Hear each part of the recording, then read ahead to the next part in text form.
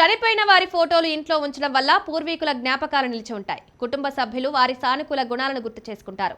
ఈ ఆచారం పూర్వీకుల పట్ల గౌరవాన్ని చూపిస్తుంది. వాస్తు శాస్త్రం ప్రకారం ఫోటోలను దక్షిణ గోడపై ఉత్తరం వైపు చూసేలా ఉంచడం వల్ల వారి ఆత్మకు శాంతి చేకూరుతుంది. ఇది ఇంట్లో వారసత్వ భావాన్ని కాపాడుతుంది. కుటుంబ సభ్యులకు మనసు నెమ్మదినిస్తుంది. కొన్ని నమ్మకాల ప్రకారం పూర్వీకుల ఆశీస్సులు కుటుంబానికి శ్రేయస్సును తెస్తాయి.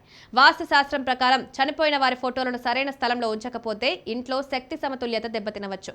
పడక గది, పూజ గది, ప్రధాన గదుల్లో ఫోటోలు పెట్టడం మంచిది కాదు.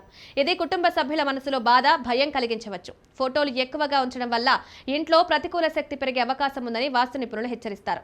పూజా గదిలో దేవుళ్లతో పాటు ఈ ఫోటోలను ఉంచి పూజ చేయడం కూడా సరికాదు. ఇది దేవతల ఆగ్రహానికి కారణం కావచ్చు. చనిపోయిన వారి ఫోటోలను ఉంచేటప్పుడు వాస్తు శాస్త్రం కొన్ని నియమాలు సూచిస్తుంది.